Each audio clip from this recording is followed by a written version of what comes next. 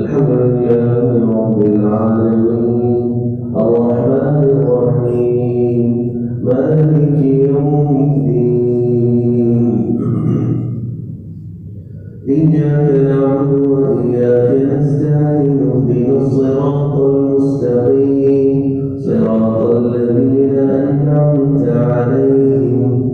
غير المغضوب عليهم ولا الضالين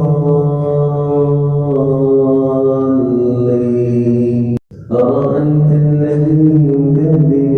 بالدين فذلك الذي يدع اليتيم ولا يحض على طعام المسكين فويل للمصلين الذين هم عن صلاتهم ساهون الذين هم يراءون ويمنعون الماعون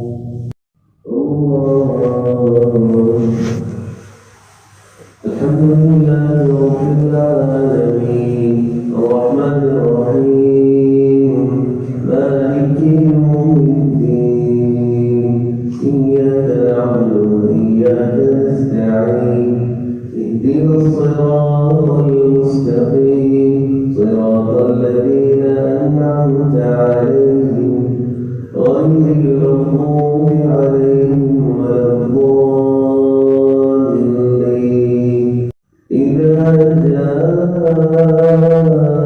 نصر الله والفتح ورأيت الناس يدخلون في دين الله أفواجا فسبح بحمد ربك واستغفره إنه كان توابا. Thanks for watching. Don't forget to like, comment, share and subscribe to Al Wahid channel.